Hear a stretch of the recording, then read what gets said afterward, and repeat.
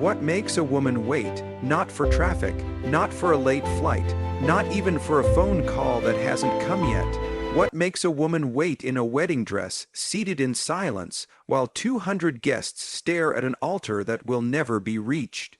September 14th, 2022, Frisco, Texas, the Heritage Estate, the kind of place people choose when they want their love to look permanent.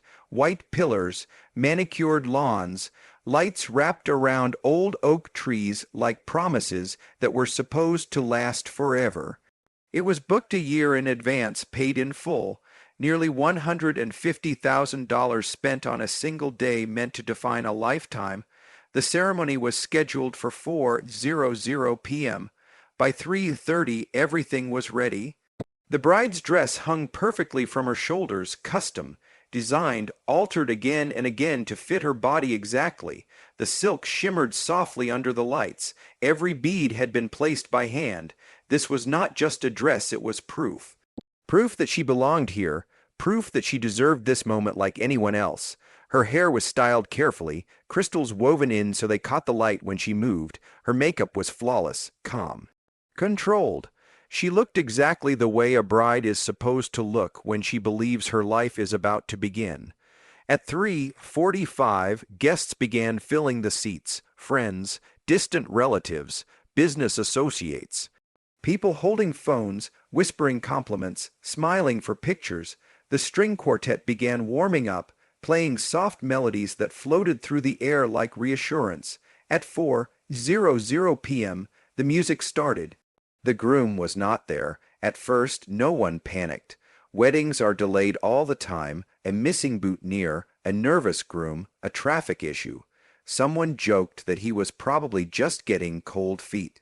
At 4:10, the music stopped. The wedding planner stepped away, phone in hand, one call, then another, no answer. At 4:20, the whispers began. The bride's mother stood near the back of the room, her smile frozen in place, eyes scanning every doorway. Her father walked outside, pacing the parking lot, calling a number that kept going straight to voicemail. Inside the bridal suite, the bride sat quietly. Her hands were folded in her lap. Her posture was perfect. She kept her eyes fixed on the door, waiting for it to open, waiting for someone to laugh and say there had been a mistake, waiting for the man she loved to rush in, out of breath, apologizing. Minutes passed. The door never opened. At 4:45 p.m., the wedding coordinator returned. Her face had changed. Professionals learn how to hide panic, but this time it showed. At 5:00 p.m., the announcement was made. The ceremony would not take place. There was no explanation, no dramatic reveal, just silence. Food was quietly packed away. The wedding cake, 3 tiers, untouched, was rolled back into the kitchen. Guests avoided eye contact as they stood up and left, their curiosity battling their discomfort. 200 people walked out of the Heritage Estate that evening without answers. The bride stayed behind. She did not cry. She did not scream. She did not ask questions. It was only after sunset, when her mother finally convinced her to change out of the dress, that reality began to press in. Her father drove her home in silence, neither of them knowing what to say because no words could undo what had already happened. And when they reached her house, the second shock arrived. Her bedroom safe was empty. The jewelry her grandmother had left her gone, the cash set aside for the honeymoon gone, important documents missing. The man she was supposed to marry had not just disappeared, he had taken everything with him. By the time the police were called, he was already gone, across state lines, no forwarding address, no goodbye. That night, a wedding turned into a crime scene. This is not just the story of a groom who didn't show up. This is the story of how patience can be used as a weapon, how love can be turned into access, and how waiting, quiet, loyal waiting, can destroy a life. To understand how this happened, we have to go back. Long before the wedding, long before the ring, Back to the woman who believed she had finally been chosen. Alana Michelle Brooks was born on March 3, 1990, in Plano, Texas. Her parents had waited years for a child. Miscarriages, medical warnings, quiet prayers whispered in hospital corridors by the time Alana arrived. She felt like a miracle that had finally decided to stay. Her father, Vernon Brooks, was a corporate attorney. Calm, precise, a man who trusted logic more than emotion. Her mother, Claudette Brooks, was a registered nurse, disciplined and protective, the kind of woman who prepared for every outcome before it arrived. Within months of Alana's birth, the diagnosis came, achondroplasia, a form of dwarfism that would shape her body but not her mind. Claudette did not panic. She researched, she traveled, she found specialists. She learned how to modify their home so her daughter would never feel limited inside it. Steps were lowered, handles were installed, furniture was adjusted. Alana grew up in a house that constantly reminded her she was wanted. The world outside did not offer the same kindness. At private school, children did not ask questions. They stared, they whispered, they learned early how to exclude without ever saying the word no. Invitations never came. Group projects always filled before her name was mentioned. Teachers praised her intelligence, but sympathy followed her everywhere like a shadow she could never step out of. By the time she reached her teenage years, Alana had learned an important lesson. Waiting was safer than asking. She waited for others to approach her. She waited to be included. She waited to be chosen. In high school, she excelled academically, top grades, perfect attendance, no close friends. At graduation, she crossed the stage alone while parents clapped and classmates hugged each other in the crowd. College did not change much.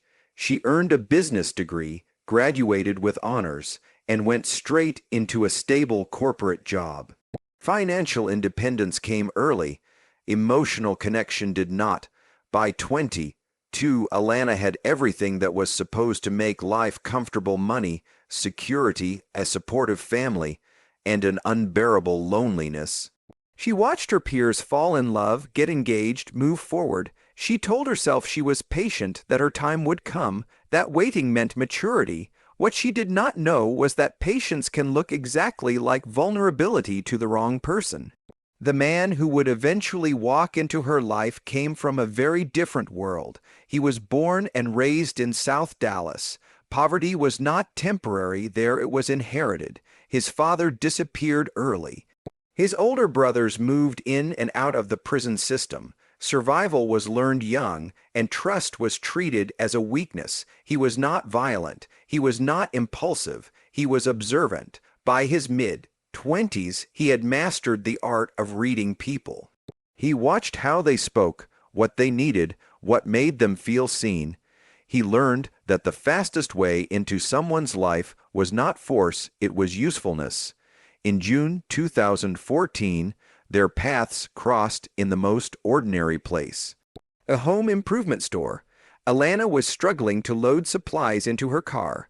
She needed grab bars installed in her bathroom, a practical necessity she had learned to handle alone. He noticed her effort.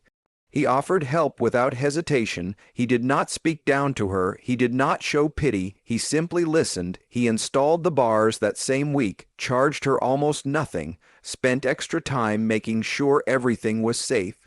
Before he left, he asked her to dinner. Alana said yes. It felt harmless, normal, something she had waited years for. She did not know that this was not chance. It was recognition. Their first year together felt quiet. Not passionate, not chaotic, just steady. He came over in the evenings after work. They ate dinner at home, watched television, talked about nothing that felt dangerous. He did not rush commitment. He did not introduce her to friends. He did not post pictures or mark anniversaries. When Alana asked why, he smiled and said he was private. He told her the world was cruel and that people judged what they did not understand. He said their relationship was safer if it stayed between them. Alana believed him. For the first time in her life, someone chose her without conditions. He didn't treat her like a problem to be managed or a symbol to be admired. He stayed. That was enough. Slowly, patterns formed. He never invited her to his place. He never spoke about his family. He avoided public events. When her parents asked questions, he framed it as concern.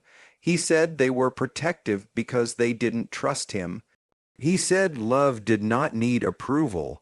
Over time, Alana stopped sharing details with her family, not because she didn't trust them, but because she didn't want conflict. Waiting had taught her that peace often meant silence. Vernon noticed the changes. He saw how Alana checked her phone before speaking, how conversations ended quickly when her partner walked into the room, how plans were quietly adjusted around someone who was never fully present. One evening, Vernon spoke carefully. He told her that real love does not hide, that privacy and secrecy are not the same thing, that men who isolate often do so for a reason. Alana listened, and then she defended the man she loved. She said he was misunderstood, that he had been hurt before, that he needed time. Vernon did not argue. He only warned her once. He told her that some people do not fall in love with others, they study them. As years passed, the relationship narrowed, her world became smaller, his influence became larger. He managed small things at first, repairs, errands, decisions framed as help. Over time, he learned her routines, her finances, her vulnerabilities. He memorized where valuables were kept. He knew when she traveled. He knew which accounts she rarely checked. He never demanded control. He accepted access. To outsiders, the relationship barely existed. No engagement, no milestones, just time passing quietly. 8 years went by like that. Then, in early 2022, Vernon called Alana into his office. He told her about the trust, about the assets set aside for her future, and about one condition: if Alana ever married, her spouse would gain access to a significant portion of that money. The conversation was meant as transparency. It became information. 3 weeks later, the proposal came. Public, emotional, perfectly timed.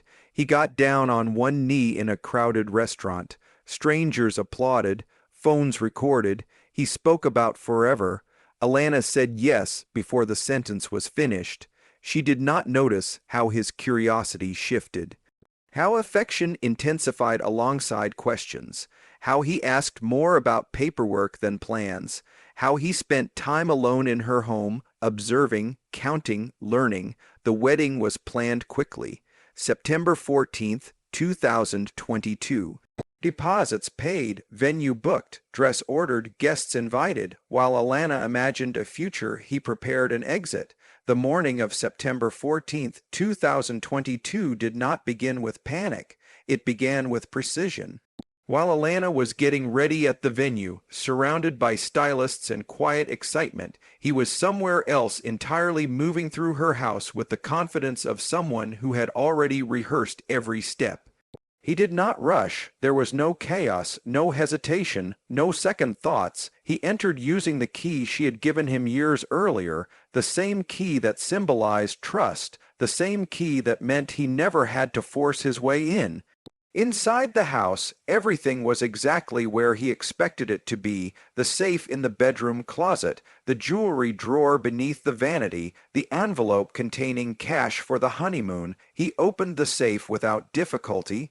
He knew the combination. He had watched her enter it dozens of times. He had memorized the rhythm of her hands, the pause before the final turn.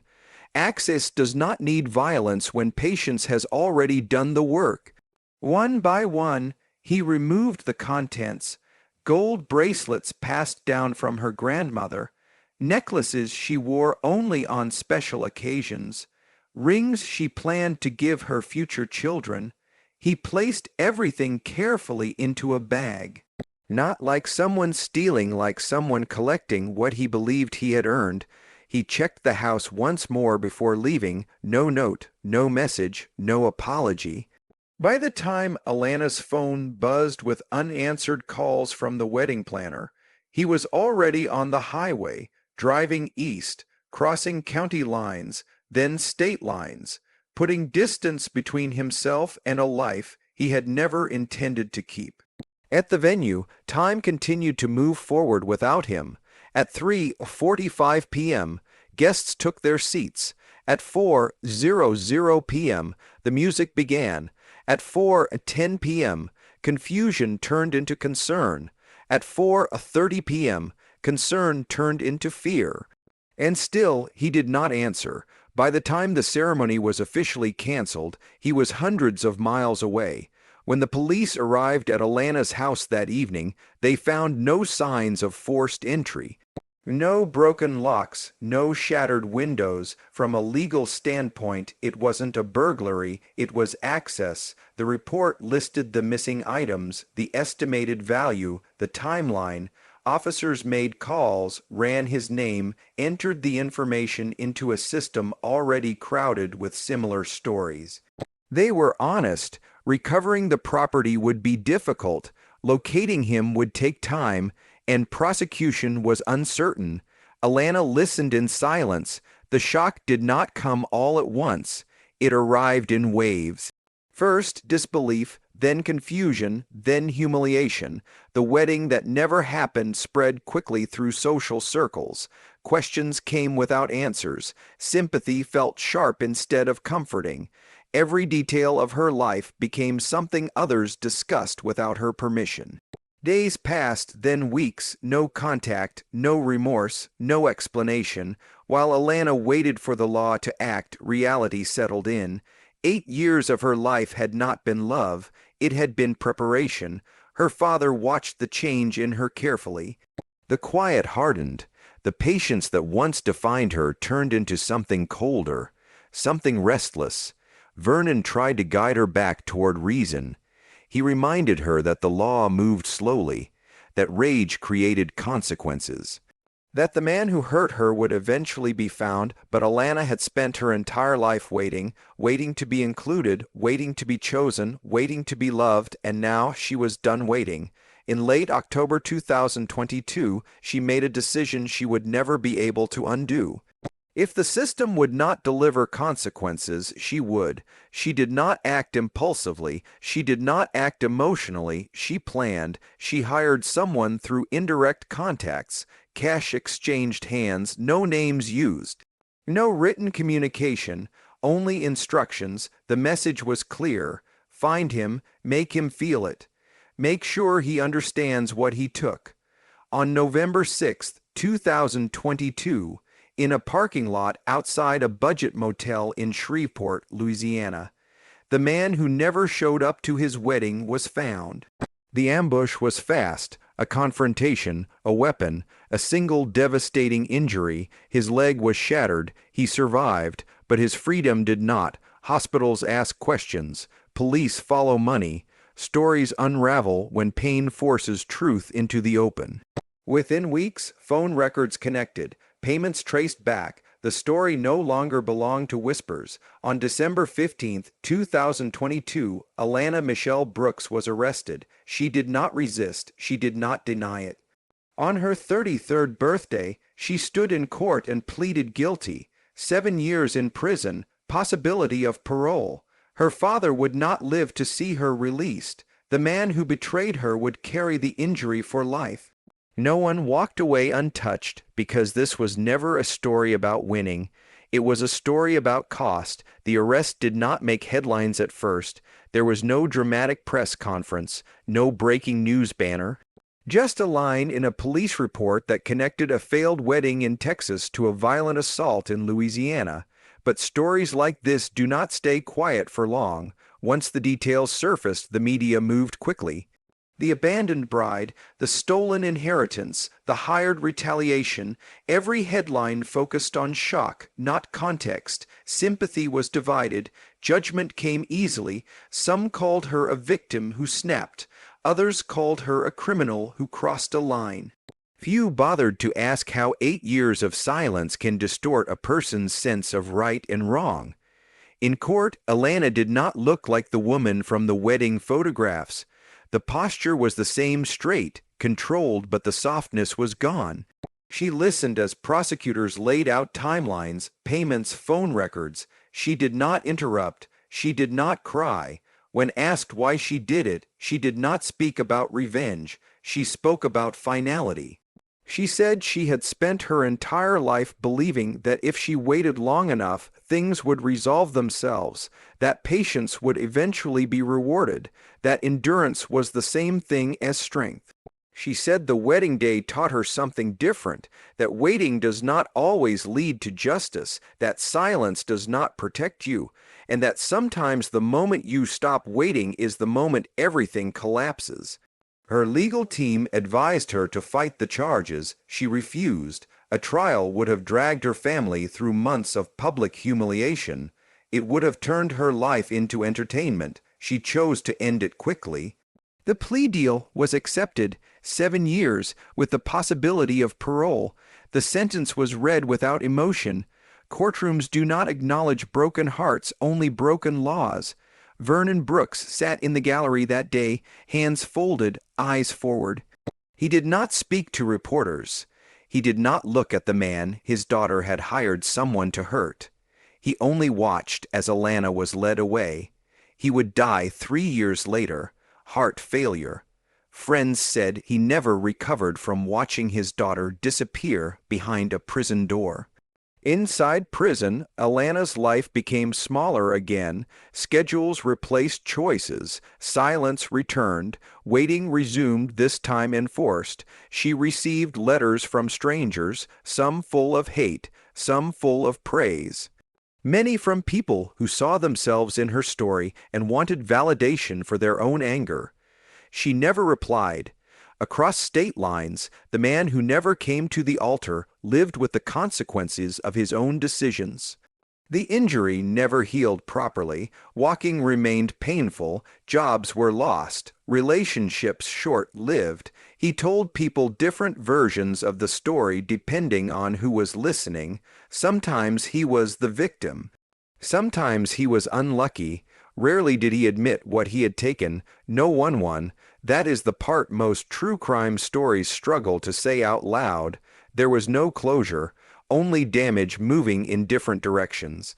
Alana will eventually be released. She will return to a world that remembers her wedding more clearly than her name, a world that will always ask the same question in different ways.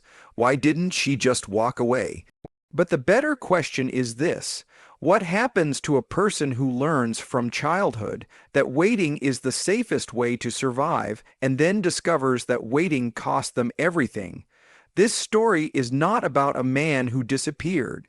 It is about a woman who waited too long, and the moment she stopped, some crimes are loud, others are patient, and the most dangerous ones are the ones that take years to finish because by the time they end, everyone involved has already lost something they can never get back. The fluorescent lights of the state correctional facility had a sterile brightness that seemed to strip the color from everything. Alana Brooks had been here for 6 months, a fraction of the sentence she had accepted in February of 2023, yet it felt like a lifetime. She sat on the edge of the narrow bed in her cell, hands folded in her lap, staring at the concrete floor as if the cracks in it could whisper secrets about freedom. Her hair, once meticulously styled, now fell in unkempt waves around her shoulders. The light from the single-barred window highlighted the pallor of her skin. Prison had a way of reducing people to their most essential forms. Alana felt both exposed and invisible simultaneously. The other inmates were a world apart. Some were loud, aggressive, others withdrawn and calculating, each carrying a story of failure, loss, or misfortune. Alana didn't belong, and everyone knew it. The first weeks had been the hardest, the whispers, the stares, the unspoken judgment. She was the woman who had orchestrated a revenge attack on a man who had stolen her life, wealth, and dignity. That wasn't a common story in a place where survival often depended on your ability to adapt quickly, to fight, or to become invisible. Alana had chosen invisibility. She learned quickly to speak only when necessary, to smile faintly but avoid eye contact. Her father, Vernon, had visited twice. Each time, the visits ended in silence, punctuated by the faint hum of the prison intercom. Claudette had cried until her eyes were swollen and red, her hands trembling over the thick glass separating them, but Alana had accepted it. She knew they loved her, but they couldn't fix what had been broken. Not the law, not Marcus Reed, not the years of her life spent believing in a man who had never existed for her. Prison, in a strange and cruel way, gave her time, time to think, time to plan, time to feel the weight of her choices fully.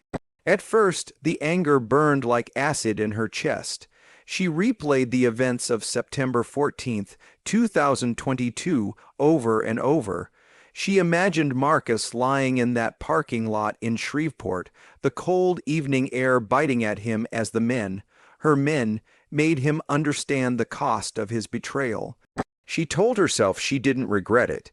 She had been robbed, humiliated, and abandoned, and the law had offered no remedy. But nights alone in the small concrete cell allowed a new feeling to creep in, fear. Not for herself, but for what she had unleashed. By the third month, Alana had found a rhythm. She spent mornings in the prison library, devouring books on psychology, criminal law, business strategy, and history. She read biographies of women who had survived impossible circumstances, who had turned trauma into power. She began keeping a journal, meticulous entries of her thoughts, feelings, and plans. Some days, she wrote only a few sentences. Other days, the pages overflowed. It became a lifeline, a reminder that her mind remained her own, but the world outside didn't stop. News articles appeared occasionally on prison bulletin boards, each one a reminder of Marcus Reed's slow recovery. He had not walked without assistance since the assault. His girlfriend, Denise Carter, had moved away, the relationship quietly ending under circumstances that no one fully reported. The pawned jewelry had been traced, but none of it had been recovered. Marcus's life, once carefully curated to hide his misdeeds, had unraveled. Alana allowed herself a grim satisfaction at that. Not joy, not happiness, but acknowledgement. The scales had shifted, even if justice had not been delivered by courts or law. The hardest adjustment was realizing the limitations of money and power. Even with her family's resources, the law had intervened, and she was now a criminal in their eyes. Wealth couldn't buy freedom, protection, or absolution. She had been reminded of that every day during yard time, in the cafeteria line, in the small tasks that revealed her dependency on rules, procedures, and other people's oversight. By month 6, Alana began planning. Not revenge, she had fulfilled that, but rebirth. She had learned that survival wasn't about vengeance anymore, it was about preparation. She wrote down a blueprint for life after prison: regain independence, reclaim her autonomy, secure her finances, and establish a life that could not be threatened by anyone, not Marcus, not another opportunist, not even herself. Her first step was education. Through prison programs, she enrolled in online courses offered by a local community college. She studied cybersecurity, digital forensics, and business management. She realized that the tools Marcus had used to manipulate her, information, invisibility, secrecy, could also be used to protect herself and others. She became fascinated by the idea that knowledge was the ultimate armor, and she intended to wear it fully. The second step was psychological. Alana requested counseling. Initially, the therapist was wary, unsure if she wanted to admit guilt or deflect blame. But over weeks, Alana began opening up. She dissected the past 8 years of her life, layer by layer. The early years with Marcus, the secrecy, the manipulations, the the small betrayals that accumulated like poison. She spoke of her feelings of isolation, vulnerability, and inadequacy, the ways wealth and disability intersected to make her a target. By confronting these emotions, she discovered something crucial. Her power had always been within her, dormant under layers of trust, hope, and misplaced belief. Evenings were the hardest. Prison lights dimmed, and Alana lay on her bunk listening to the distant sounds of other inmates, their lives intersecting in strange, chaotic rhythms. She would imagine her future, a life rebuilt, clean, and sharp. She visualized herself walking freely, unencumbered by the shadow of Marcus Reed, the prison system, or her own mistakes. These visualizations became rituals, exercises in mental discipline that would sustain her when the real world tried to overwhelm her. Letters arrived sporadically from her parents. Claudette wrote long, tear-stained letters about hope, forgiveness, and love, urging Alana to be patient. Vernon's letters were concise, formal, but beneath the restraint was an undercurrent of pride. He admired her resilience but worried endlessly about her safety, her reputation, her future. Alana read each letter carefully, sometimes crying, sometimes smiling, sometimes simply folding them into her journal without comment.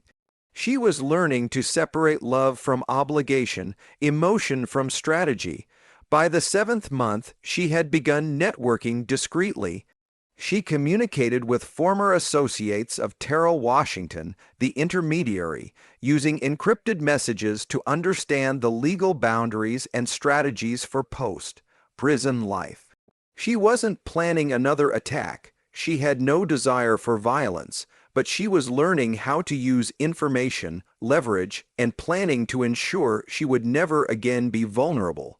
Marcus Reed had taught her that lesson at a cost, and she intended to use it wisely. The final month before release, the prison began preparing her for re-entry. Alana met with counselors, job placement officers, and legal advisors. They discussed housing, financial management, and reintegration into society. Alana approached these meetings with meticulous attention, as if each detail was a chess piece in a larger game. By the time her release date arrived, she had a plan: move to a city where no one knew her name, establish a consulting business, specialize in cybersecurity and digital protection for vulnerable individuals, and build a network of protection for herself and others. The day of release was surreal. The sun was high, casting long shadows across the parking lot outside the prison gates. Alana walked through the metal detectors one final time, feeling the weight of every step, the gravity of freedom after months of confinement. Her parents waited at a discreet distance, faces lined with worry, relief, and something harder to read, anticipation. Vernon handed her a small, unassuming black notebook. "For your plans," he said softly. Claudette embraced her for a long moment, whispering prayers and encouragement into her ear. Alana's first nights outside prison were strange. The air smelled different, cleaner, and yet heavy with possibility. She stayed in a small rental apartment Vernon had arranged, deliberately choosing one without extravagant amenities. She needed a clean slate, a life where her decisions, not her past, would define her. Weeks turned into months. She began her consulting practice quietly, taking on small clients at first, testing her abilities, learning the business from scratch. Her reputation grew slowly but steadily. Former clients from prison programs and workshops referred her. Alana discovered a talent for seeing vulnerabilities others missed: digital weaknesses, psychological traps, financial exploits. She began to realize that the skills Marcus had inadvertently forced her to develop were now tools she could wield for good. Psychologically, she remained scarred but no longer broken. The rage that had burned for months had transformed into vigilance. She was aware of human frailty, deception, and manipulation in a way few people ever were. It made her cautious, selective, and disciplined. She cultivated relationships slowly, testing loyalty, trust, and character over time. In the evenings, she continued her journal, now filled with insights, strategies, and reflections. She wrote about justice, not the kind handed down by courts, but the kind earned through preparation, intelligence, and resilience. She wrote about power, not domination, but autonomy, the ability to navigate the world safely and confidently. And she wrote about herself, not the woman Marcus had deceived, not the inmate society labeled a criminal, but Alana Brooks, survivor, strategist, and architect of her own life. By the end of her first year post-release, Alana had transformed. She was no longer the woman left at the altar, robbed and humiliated. She was a force, calm, precise, aware of danger, and unafraid to face the world on her terms. Marcus Reed remained a ghost in her history, a cautionary tale rather than a current threat. The law had imposed limits, and she had respected them, but the world outside had provided opportunities for growth and mastery that the prison walls could never contain. And in the quiet moments late at night, she allowed herself a small, private smile. The woman who had once been powerless, invisible, and betrayed was gone. In her place stood someone stronger, smarter, and far more dangerous, not to others, but to anyone who might try to control, deceive, or exploit her again. Alana Brooks had emerged from the shadows. She had waited, she had suffered, and she had acted. And now she was finally free, not just from prison, not just from Marcus Reed, but from the fear, dependency, and isolation that had defined her for decades. Alana Brooks had learned that power, real power, was quiet. It did not scream or strike from the shadows. It anticipated, calculated, and executed with precision. By the time she reached the second year after her release, she had built a small but formidable consulting business specializing in cybersecurity and digital protection. Her clients ranged from high net worth individuals to corporations vulnerable to corporate espionage. Each success reinforced her confidence, each challenge sharpened her mind, but the world was never entirely forgiving, and neither was the past. Alana's mind often drifted to Marcus Reed, not with anger, but with calculation. The man who had once robbed her, humiliated her, and left her life in ruins was still a variable in her universe. Though he remained paralyzed and largely out of the public eye, his shadow lingered. Every move she made carried the risk that someone connected to him, or him personally, could surface. That risk became part of her strategy, a silent pulse that guided decisions without panic or obsession. Her life had become disciplined. Every morning she woke before dawn, ran a mental checklist of her priorities, reviewed client files, and strategized for potential threats. She was meticulous in social interactions, selective with relationships, and rigorous in her professional commitments. Alana had no desire for revenge. She understood now that vengeance is fleeting, but she did crave absolute autonomy. That was the true measure of power, the ability to move freely without fear, manipulation, or constraint. It was during a late autumn evening in her downtown apartment that Alana first sensed the stirrings of confrontation. The city skyline glimmered through the floor-to-ceiling windows, a mosaic of light and shadow. Her phone vibrated, a discreet notification she almost ignored. The message was simple: "We need to talk. Marcus." Her first reaction was disbelief. Marcus Reed had no legal right to contact her. His name alone stirred memories she had worked hard to suppress. The old rage threatened to rise, but she quelled it immediately, breathing slowly, weighing her options. She knew that responding hastily would be dangerous. Marcus was a master manipulator. Every word could carry hidden threats. Alana sat at her desk, lit by a single lamp, analyzing possibilities. She could ignore the message, a safe choice. She could consult legal counsel, a prudent choice, or she could confront him on her terms, armed with the knowledge, networks, and experience she had accumulated. The choice was clear. She would meet him not as a victim, but as an equal. The meeting was arranged in a neutral location, a discreet cafe downtown.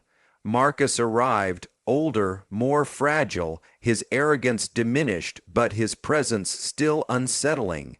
He looked at her with a mixture of awe, fear, and recognition, the dynamic reversed from the years past. For the first time, Alana saw him as he truly was, a man reduced by circumstance, exposed by his own misdeeds. Alana, he began, voice strained. I didn't know how to. She interrupted softly, holding up a hand. Don't. I'm not here for apologies, Marcus. I'm here to understand what you want, and why. The conversation was tense, a careful dance of words and psychology. Marcus spoke haltingly, each sentence weighed against potential consequences. Alana listened, not reacting emotionally, but analyzing, noting inconsistencies, gauging intentions. He admitted some truths, obfuscated others, and revealed vulnerabilities she had never expected. For the first time, she realized that control could be exercised not through violence, but through observation and understanding. By the end of the meeting, Alana had achieved something remarkable: clarity. She understood the mechanisms of Marcus's downfall, the networks he had relied upon, the secrets he had tried to bury. She also understood herself more deeply, her resilience, her intelligence, her capacity to transform pain into strategy. She left the cafe with a calm sense of victory, not of revenge, but of mastery. Her business flourished in the months that followed. Alana became known as a strategist who could anticipate threats before they emerged, who could protect her clients from manipulations that even seasoned experts failed to detect. Her reputation spread quietly but decisively, attracting clients and allies from various sectors. She cultivated a network of professionals, lawyers, cybersecurity experts, and investigators, each vetted and reliable. She learned that power was not a solitary endeavor. It required allies, intelligence, and foresight. Despite her success, Alana remained haunted by the ghosts of her past. Memories of the wedding day, the betrayal, the prison. These moments surfaced in dreams, sometimes violently. Yet instead of debilitating her, these memories became tools. She studied them, dissected them, and drew lessons. She became a teacher of sorts, giving private seminars on resilience, strategy, and personal security, particularly for women who had been exploited or betrayed. Her story inspired, warned, and empowered others. One evening, a year after the meeting with Marcus, Alana received a discreet invitation from a private foundation focused on empowering survivors of fraud and abuse. She attended dressed sharply, her presence commanding. As she listened to stories of struggle and triumph, she realized that her journey had transcended personal vengeance. It had become a mission, a purpose beyond herself.